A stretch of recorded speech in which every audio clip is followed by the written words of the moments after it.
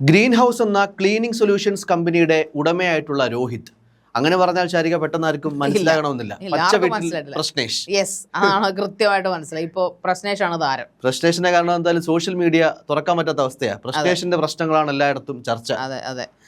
പ്രശ്നേഷ് കുറച്ച് നാളുകൾക്ക് മുമ്പ് തന്നെ അയാളുടെ വൃത്തി കൂടുതൽ കൊണ്ട്, അയാളുടെ കമ്പനി കൊണ്ട്, ഗ്രീൻ ഹൗസ് എന്ന രീതിയിൽ അയാളുടെ ഒരു സ്വഭാവം എവിടെ ചെന്നാലും തുടച്ചിരിക്കത്തുള്ളൂ. ഇവൻ ഏതൊരു ഇന്റർവ്യൂവിന് പോയാൽ പോലും പുള്ളി കൈയൊക്കെ സാനിറ്റൈസ് ചെയ്ത്, മാസ്ക് വരെ സാനിറ്റൈസ് ചെയ്ത്, പഴം വരെ കഴിക്കുന്നു. അങ്ങനെയുള്ള അലിഗേഷൻസ് ഒക്കെ പുള്ളിയെക്കുറിച്ച് നേരത്തെ ഉണ്ട്, കുറച്ചൊക്കെ വൈറലൊക്കെ ആയിട്ടുണ്ട്. പുള്ളിയുടെ സൊല്യൂഷൻസ് കൊണ്ടല്ല, പുള്ളിയുടെ സ്വഭാവ രീതികൾ കൊണ്ടാണ് ഇപ്പോൾ അത് വലിയൊരു വിഷയമായി മാറിയിരിക്കുന്നത്. അതായത് നമ്മുടെ ഫാമിലി വ്ളോഗേഴ്സിൻ്റെ ഇടയിൽ ഇപ്പോൾ ഒരു ട്രെൻഡിങ് ആയി മാറിയിരിക്കുകയാണ്. അമ്മയെ തല്ലി, അച്ഛനെ തല്ലി, ഭാര്യയെ തല്ലി, അനിയത്തിയെ തല്ലി എന്നൊക്കെ പറഞ്ഞ് വീഡിയോ ഇടുക, ഭയങ്കര പ്രശ്നങ്ങൾ ഉണ്ടാക്കുക. എന്ന് വെച്ചാൽ മുഖത്തൊക്കെ പാട്, ചോര, അങ്ങനെ അവസാനം അത് പിന്നെ അവർ വീട്ടിൽ നിന്ന് പുറത്തിറങ്ങുന്നു, വേറെ വീട് വയ്ക്കുന്നു, താമസിക്കുന്നു, അവസാനം അത് മില്യൺസ് വ്യൂസ് അടിക്കുന്നു, പിന്നീട് അവർ ഒരുമിക്കുന്നു. വീട്ടിലെ പ്രശ്നങ്ങളാണ് ഇപ്പോൾ കണ്ടന്റ് ഇല്ലേ, ഫാമിലി വ്ളോഗേഴ്സിന്റെ. പക്ഷേ പ്രശ്നേഷ് മണ്ടൻ, അദ്ദേഹത്തിന്റെ പ്രശ്നം ഇപ്പൊ ഭയങ്കര പ്രശ്നമായി. പോലീസ് കേസ് എടുത്തു. അതാണ് ഇപ്പൊ കയ്യിൽ നിന്ന് പോയത്. സഹോദരിയെ മർദ്ദിച്ചു എന്ന് പറഞ്ഞിട്ടാണ് എന്തായാലും പോലീസ് സഹോദരിയെ മർദ്ദിച്ചു, സഹോദരി കാണിക്കുന്നുണ്ട്. അതെ അതെ. ഇവര് സത്യം പറഞ്ഞു കഴിഞ്ഞാൽ അച്ഛൻ 2019 ഇവര് ഉപേക്ഷിച്ച് പോയതിനു ശേഷം ഈ പ്രശ്നേഷാണ് അമ്മയെയും സഹോദരിയൊക്കെ നോക്കുന്നതെന്നാണ് പുള്ളിക്കാരൻ പറയുന്നത്. ഇനി എന്തായാലും അമ്മയും സഹോദരിയും പറയുന്നത് നോക്കുക എന്ന് വെച്ചാൽ അവൻ്റെ ഒരു കടമയാണല്ലോ. അവൻ ഇത്രയും കാലം വളർത്തിയതല്ലേ. അപ്പോൾ അവൻ വിവാഹം കഴിച്ചു, പെൺകുട്ടിയായിട്ട് അവൻ അവരുടെ വീട്ടിലാണ് താമസിക്കുന്നത്. ഈ പറയുന്ന പോലെ അവർ വാടകയ്ക്ക് ഒറ്റയ്ക്കാണ് താമസിക്കുന്നത്. അങ്ങനെയുള്ള കാര്യങ്ങൾ അവൻ കമ്പനി സ്റ്റാർട്ട് ചെയ്യുന്നു. അതിൽ പെങ്ങളും ഒരു എംപ്ലോയി ആയിട്ട് വർക്ക് ചെയ്യുന്നു, ശമ്പളത്തിന് തന്നെ വർക്ക് ചെയ്യുന്നു. പക്ഷേ പൈസയാണല്ലോ പിന്നെ എല്ലായിടത്തെയും വിഷയമെന്ന് പറയുന്നത് ചെയ്യും. അപ്പോൾ ആ ഒരു വിഷയമാണ് ഇവിടെയും സംഭവിച്ചിരിക്കുന്നത്. ആദ്യം അത് കുടുംബ പ്രശ്നമായിട്ട് പതുക്കെ മുറുമുറുപ്പൊക്കെ ആയിട്ട് തുടങ്ങി, പിന്നീട് അത് കയ്യാങ്കളിലേക്ക് എത്തുക ചെയ്തത്. ആദ്യം ഒന്നും പരാതി കൊടുക്കാൻ വീട്ടുകാർ തയ്യാറായിരുന്നില്ല. പിന്നീട് ഇവരിത് സത്യത്തിൽ ഇത് പരാതി പോകാൻ കാര്യം ഈ പ്രശ്നേഷ് എന്ന് പറഞ്ഞ രോഹിത് അദ്ദേഹത്തിന്റെ ഭാര്യയുമായിട്ട് ചേർന്ന് ഈ സഹോദരിയെയും ഈ അമ്മയും, ആ കൂടെ ഉള്ളൊരു സഹോദരിയും പിന്നെ ഒരു അമ്മയേ ഉള്ളൂ, അച്ഛനില്ല, അവരെ മാക്സിമം അപകീർത്തിപ്പെടുത്തുന്ന തരത്തിൽ അവർ വീഡിയോ ഇടാൻ തുടങ്ങി, ലൈവ് ഒക്കെ വരാൻ തുടങ്ങി. അതുകൊണ്ടാണ് അവര് മെയിൻ ആയിട്ടും പരാതി കൊടുക്കാൻ തീരുമാനിച്ചത്, വിത്ത് എവിഡൻസ് ചെയ്ത്. അപ്പം സഹോദരി ഇവന്റെ സഹോദരിയാണല്ലോ, അവൾക്ക് ബുദ്ധിയില്ലാത്ത കുട്ടിയല്ല. അവൾ എന്ത് ചെയ്തു, ഇവനോട് സംസാരിച്ച കാര്യങ്ങൾ ഇവൻ അടിച്ചതൊക്കെ വീഡിയോ എടുത്തങ്ങ് വെച്ചു. അപ്പൊ അതുകൊണ്ട് തന്നെ ഇവൻ ഇപ്പൊ പെട്ടു, പ്രൂഫായി. അതായത് അയൽവാസികളും സാക്ഷികളാണ്, അയൽവാസികളുടെ മൊഴികളൊക്കെ ഉണ്ട്. ഇവൻ ഈ മെയിൻ പ്രശ്നം, ഈ പെങ്കൊച്ചിന്റെ ഒരു 8 പവന്റെ സ്വർണം ലോക്കറിലുണ്ടായിരുന്നു. ഇവന്റെ ഒരു ആവശ്യം പറഞ്ഞപ്പോൾ അമ്മ എടുത്തു കൊടുത്തു പണയം വെക്കാനായിട്ട്. ഇവന് വണ്ടി മേടിക്കണം, ഇവന്റെ വ്യാപാര ആവശ്യങ്ങൾക്കൊക്കെ ആയിട്ട്, ഇവന്റെ ഈ സ്ഥാപനത്തിന്റെ ആവശ്യങ്ങൾക്കൊക്കെ ആയിട്ട്. പിന്നെ അത് ഇവരറിയാതെ ഇവൻ അത് വിറ്റു, 4.5 പവനോളം അങ്ങോട്ട് വിറ്റു. അപ്പൊ അത് ചോദിച്ചതിന് തുള്ളി തർക്കം. അതോടൊപ്പം അത് മുഴുവനും അവന് വിൽക്കണമെന്നായി. പിന്നീട് ഇവന്റെ ഭാര്യ പുറത്തേക്ക് അങ്ങോട്ട് പോകാൻ ശ്രമിക്കുന്നു. ആ ഭാര്യയെ സഹായിക്കാനായിട്ട് പെങ്ങളുടെ പിന്നെ സ്വർണവും അതോടൊപ്പം ആധാരവും, പണയത്തിലിരിക്കുന്ന ആധാരം ഇവന് കൊടുക്കണം, എന്തോ ഒക്കെ അലിഗേഷൻസ് ഒക്കെ അത് കൊടുക്കത്തില്ല എന്ന് പറഞ്ഞു. കാരണം പെൺകുട്ടിയെ കല്യാണം കഴിപ്പിച്ചിട്ടില്ല, അതുകൊണ്ടുള്ള കല്യാണത്തിനായുള്ള ആവശ്യങ്ങൾക്ക് വേണ്ടി വെച്ചിരിക്കുന്നതാണ്, വേറെ വരായിയൊന്നും അവർക്കില്ല. അങ്ങനെ ഒരു രീതിയിലായി സംസാരവും കാര്യങ്ങളൊക്കെ. അപ്പോൾ ഇവൻ പിന്നീട് ആദ്യം പതുക്കെ ഈ പെൺകുട്ടി കരഞ്ഞോണ്ടാണ് പറയുന്നത്. അനിയത്തിയുടെ അമ്മയുടെ ഒരു ഇന്റർവ്യൂ ഉണ്ട് അതിനകത്ത്, പത്രക്കാർക്ക് കൊടുത്തത്. സാറ്റലൈറ്റ് ചാനലുകളൊക്കെ, മുഖ്യധാര മാധ്യമങ്ങളൊക്കെ അവരുടെ വീട്ടിൽ നിന്ന് എടുത്തിട്ടുണ്ട്. അതിനകത്ത് പറയുന്നത് എൻ്റെ ചേട്ടനല്ല, അത് ആ ചേട്ടൻ മാറിപ്പോയിരിക്കുന്നു. പുള്ളി പറയുമ്പോൾ പെൺകുട്ടി വിങ്ങി പൊട്ടുന്നുണ്ട്. കാരണം ഞാൻ സ്വാഭാവികമായിട്ട് ഈ പെൺകുട്ടിയോട് അവൻ ചോദിക്കുന്നത്, അമ്മയും പറയുന്നത് അതാണ്, മടുത്തു. കണക്ക് പറഞ്ഞ് ഈ വഴക്കായതിനു ശേഷം ഇവൻ ഭക്ഷണത്തിന്റെ കണക്കാണ് പറയുന്നത്. ഞാൻ നിങ്ങൾ 5 വർഷമായിട്ട് നോക്കുന്നില്ലേ, ഞാൻ നിങ്ങൾക്ക് ഫ്രൈഡ് ചിക്കൻ വാങ്ങിച്ചു തന്നിട്ടില്ലേ, KFC വാങ്ങിച്ചു തന്നിട്ടില്ലേ, ഇവളെ പഠിപ്പിച്ചത് ഞാനല്ലേ, 3 വർഷത്തിൽ ഇവളെ BCom സെമസ്റ്റർ ഫീസ് കൊടുത്തത് ഞാനല്ലേ എന്നൊക്കെയുള്ള ചോദ്യങ്ങളാണ് അവർ ചോദിക്കുന്നത്. പക്ഷെ അവർ പറയുന്നത് ഇതൊന്നും അവൻ തന്നതല്ല, അവർ അച്ഛൻ ഉണ്ടാക്കിയിട്ട കുറച്ച് പൈസ അവർ ഉപേക്ഷിച്ച് പോയി എങ്ങനെയാണ് അച്ഛന് സംഭവിച്ചത്. അതിനുശേഷം അച്ഛൻ ഉണ്ടായിരുന്ന ആ ഒരു മുതലിനകത്ത് നിന്നാണ് ഈ കൊച്ചിനെയൊക്കെ പഠിപ്പിച്ചതെന്നാണ് അവരുടെ അമ്മ പറയുന്നത്. എന്ത് തന്നെയായാലും ഇവർ ഒറ്റയ്ക്കാണ് താമസിക്കുന്നത്. ഈ മുൻകൂട്ടി 3-4 ലക്ഷം രൂപയൊക്കെ കൊടുത്തിട്ട് ഒറ്റയ്ക്ക് താമസിക്കുമല്ലോ, വീട് വാടകയ്ക്കല്ലാതെ. അപ്പോൾ ഒറ്റയ്ക്ക് എടുത്ത വീട് പോലും പ്രശ്നേഷിന്റെ അഗ്രിമെന്റിലാണ് എടുത്തിരിക്കുന്നത്. സോ പ്രശ്നേഷിന്റെ പേരിലേക്ക് പൈസയൊക്കെ വരുന്നത്. അപ്പോൾ അമ്മയുടെ മെയിൻ ആവശ്യം ഇപ്പോൾ കൊടുത്തിരിക്കുന്നത് ഈ സ്വർണം തിരിച്ചു കിട്ടണം. ഈ പണയം വെച്ച സ്വർണം വിറ്റ് എന്ന് പറഞ്ഞാൽ 4.5 പവൻ പൊയ്ക്കോട്ടെ, ബാക്കി 4 പവൻ തിരിച്ചു കിട്ടണം. അതോടൊപ്പം ഈ ഒറ്റയ്ക്ക് നിൽക്കുന്ന പൈസ, അതായത് ഈ എഗ്രിമെന്റ് വെച്ചിരിക്കുന്ന അമ്മയുടെ പേരിലോട്ട് മാറ്റണം. ഇവന്റെ പേരിലേക്കാണ് വീട്, മാറ്റിക്കൊടുക്കണം, എഗ്രിമെന്റ് വെച്ചിരിക്കുന്നത്. അതുകൂടാതെ ഇവർക്ക് ഒരു വീട് വാടകയ്ക്ക് കൊടുത്തിട്ടുണ്ട്.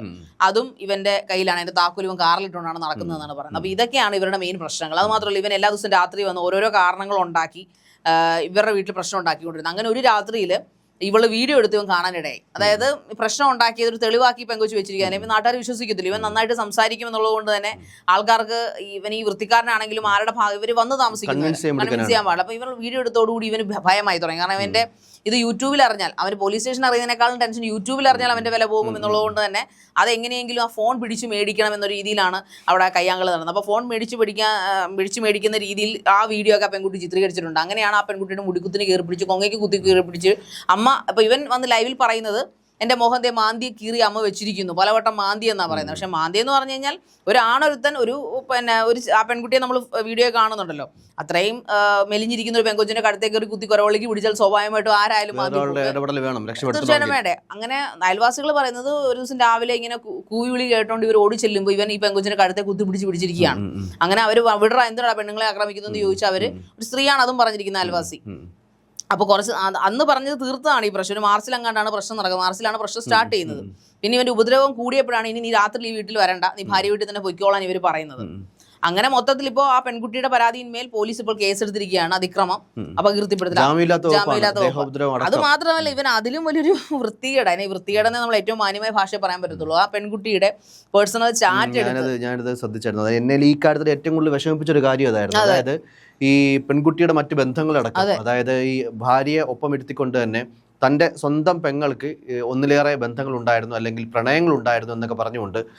അതിൻ്റെ ഇടയ്ക്ക് തന്നെ പെൺകുട്ടി ജോലിക്ക് വേണ്ടി ശ്രമിച്ചില്ല എന്നൊക്കെ പറയുമ്പോൾ, ദുബായിൽ പോകാനുള്ള അവസരമൊക്കെ കിട്ടിയെന്നൊക്കെ ഭാര്യയൊക്കെ പറയുമ്പോൾ, ശ്രമിച്ചില്ല എന്ന് നീ പറയരുത്, ദുബായിലും ആരെയൊക്കെ ഇങ്ങനെ വളയ്ക്കാനായിട്ട് ശ്രമിച്ചു, അവിടെ ഈ പറഞ്ഞ റിലേഷൻസ് ഉണ്ടാക്കാൻ വേണ്ടി ശ്രമിച്ചു എന്നൊക്കെയാണ് സ്വന്തം പെങ്ങളെ പറ്റിയിട്ട് ഒരു പബ്ലിക് പ്ലാറ്റ്ഫോമിൽ ഇരുന്നുകൊണ്ട്, അവൻ്റെ തന്നെ സ്വന്തം ചാനലിൽ ഇരുന്നുകൊണ്ട് ഭാര്യയോടൊപ്പം പെങ്ങളെ പറ്റി മോശം പറയുന്ന ഒരു വ്യക്തിയായിട്ടാണ് രോഹിത്തിനെ ഞാൻ ഏറ്റവും അവസാനം കണ്ടത്. എന്നെ ഏറ്റവും വിഷമിപ്പിച്ചൊരു കാര്യം അത് തന്നെയാണ്. അതായത് സ്വന്തം വാദങ്ങൾ ജയിക്കാനായിട്ട് ഏതറ്റവും വരെ പോകുന്ന എന്ത് വൃത്തികേടും വിളിച്ചു പറയുന്ന രീതിയിലേക്ക് ഈ രോഹിത് എന്ന് പറയുന്ന ആളുടെ നിലവാരം മാറിയിരിക്കുന്നു. ആ സമയത്തൊക്കെ ശരിക്കും ഞാൻ ഇയാളുടെ വീഡിയോസ് കണ്ടു തുടങ്ങിയ സമയത്ത് എനിക്കൊരു മതിപ്പുണ്ടായിരുന്നു. ഏറ്റവും ആദ്യ സമയങ്ങളിൽ, അതായത് ഈ ഗ്രീൻ ഹൗസ് എന്ന് പറഞ്ഞൊരു കമ്പനി സ്റ്റാർട്ട് ചെയ്തപ്പോൾ നല്ലൊരു ഇനിഷ്യേറ്റീവ് ആയിരുന്നു. അതായത് ഈ നമ്മുടെ നാട്ടിലൊക്കെ വിളിച്ചാൽ പോലും ആളെ ഒന്ന് ക്ലീൻ ആക്കാൻ, നമ്മുടെ പറമ്പോ അയ്യോ ഒക്കെ ഒന്ന് ക്ലീൻ ആക്കാൻ പോലും ആളെ കിട്ടാറില്ല പലപ്പോഴും, അല്ലെങ്കിൽ വലിയ തുക കൊടുത്താൽ തന്നെ വൃത്തിയായിട്ട് അത് ചെയ്തു തരണമെന്നില്ല.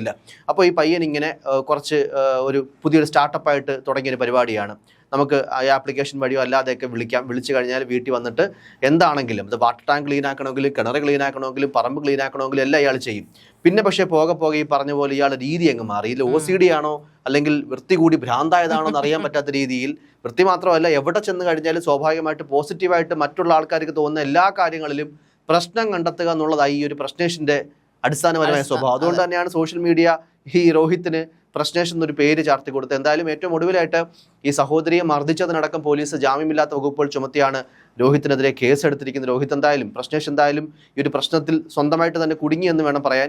വിത്ത് പ്രൂഫ് എന്തായാലും പെങ്ങൾ ഇക്കാര്യങ്ങളൊക്കെ എടുത്തു വെച്ചതുകൊണ്ട് അതൊരു തെളിവായിട്ട് മാറി. ഏറ്റവും അവസാനം മർദ്ദിക്കാനായിട്ട് ഈ ഫോൺ വാങ്ങുന്നതിനൊപ്പം തന്നെ സഹോദരിയെ മർദ്ദിക്കാൻ പോകുന്നൊരു വിഷ്വലോട് കൂടിയാണ് ആ ഒരു വീഡിയോ അവസാനിക്കുന്നത്. അതായത് ഇയാൾ അറിയാതെ എടുത്ത സഹോദരി എടുത്തൊരു വീഡിയോ അവസാനിക്കുന്നത്. ശാരിക പറഞ്ഞ പോലെ നിരവധിയായിട്ടുള്ള പ്രശ്നങ്ങളുണ്ട്.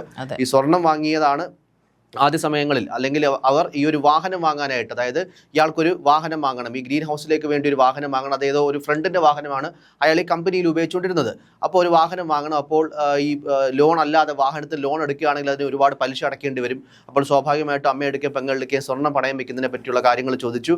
അവരും വളരെ സന്തോഷപൂർവ്വം അവൻ്റെ വളർച്ചയ്ക്ക് വേണ്ടിയിട്ടല്ലേ, അവൻ്റെ കമ്പനിയുടെ മുമ്പോട്ട് പോക്കിന് വേണ്ടിയിട്ടല്ലേ എന്ന് വെച്ചിട്ട് 8 പവനോളം സ്വർണം പണയം വെക്കാനായിട്ട് കൊടുത്തു. പക്ഷേ പോകെ ഇവർ രണ്ടുപേരും, അതായത് അവർ പറയുന്നതനുസരിച്ചിട്ട്, വീട്ടുകാർ പറയുന്നതനുസരിച്ചിട്ട് ഭാര്യയും ഈ ഒരു രോഹിത്തും ചേർന്നിട്ട് ഈ സ്വർണം വിറ്റു. ഏതാണ്ട് 4 ലക്ഷം രൂപയ്ക്ക്, അല്ലേ ശരിക? 4 ലക്ഷം രൂപയ്ക്കുള്ള എന്തായാലും സ്വർണം വിറ്റു. അതിനെ തുടർന്ന് പിന്നീടാണ് ഈ ഭാര്യയ്ക്ക് വിദേശത്തേക്കും മറ്റും ജോലിക്കായിട്ട് പോകേണ്ട സാഹചര്യമൊക്കെ ഉണ്ടായപ്പോൾ വീണ്ടും നിരന്തരമായിട്ട് ഇയാൾ പ്രശ്നങ്ങൾ ഉണ്ടാക്കുന്ന ഒരു അവസ്ഥയിലേക്ക് ഉണ്ടായി. എന്തായാലും ഏറ്റവും ഒടുവിൽ സഹോദരിയെ തല്ലിയതിന് ജാമ്യമില്ലാത്ത വകുപ്പുകൾ അനുസരിച്ച് രോഹിത്തിനെതിരെ പോലീസ് എന്തായാലും കേസെടുത്തിട്ടുണ്ട്.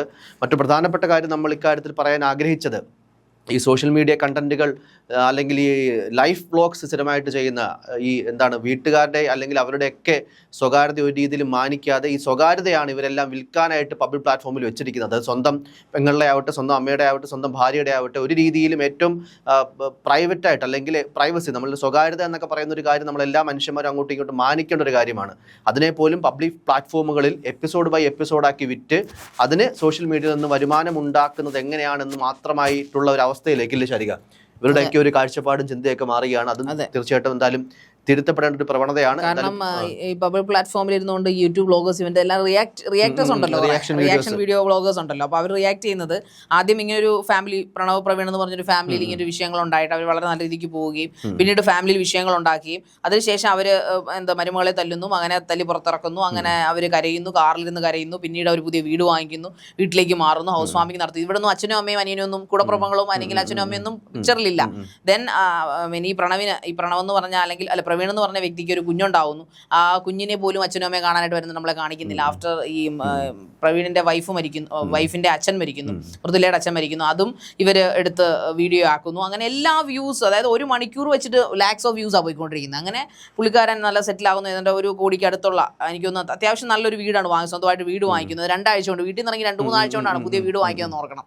അതുകൂടാതെ കാറ് വാങ്ങിക്കുന്നു, അതിനുശേഷം 1.5 മാസത്തിന് ശേഷം കാറ് വാങ്ങിക്കുന്നു. അങ്ങനെ വളരെ ഈ പറയുന്ന പോലെ ഇങ്ങനെയുള്ള അടിയും തടയൊക്കെ അവർ ഷൂട്ട് ചെയ്ത് അത് മാർക്കറ്റ് ചെയ്ത് ഇഷ്ടംപോലെ പൈസ യൂട്യൂബിൽ നിന്ന് വാരി എന്നുള്ളതാണ് സത്യം. പിന്നെ പ്രണവിയും തന്നെ വന്നിട്ടുണ്ട്, ഞങ്ങൾ മനഃപൂർവ്വം പൈസ ഉണ്ടാക്കാൻ വേണ്ടി ചെയ്തതല്ല, ഞങ്ങൾക്കുണ്ടായ ഒരു വിഷമം ഞങ്ങളത് ഷൂട്ട് ചെയ്ത് കാണിച്ചു എന്ന് മാത്രമെന്നൊക്കെ പറഞ്ഞ് ന്യായീകരിച്ച് മെഴുകി. പക്ഷെ എന്ന് പറഞ്ഞാലും എല്ലാവരും ജനറലി ചോദിക്കുന്ന പോലെ നമ്മുടെ വീട്ടിലൊരു കാര്യം, ക്യാമറയല്ല എല്ലാം. സ്വന്തം അച്ഛനും അമ്മയും സഹോദരനും അല്ലെങ്കിൽ സഹോദരിയും ഭാര്യയ്ക്കും ഒക്കെ ഒരു പ്രൈവസി എന്ന് പറഞ്ഞ സാധനമില്ലേ? അപ്പോൾ അതും കൂടെ വിറ്റ് കാശാക്കുമ്പോൾ നമ്മുടെ സ്റ്റാൻഡേർഡ് എവിടെയാണ്?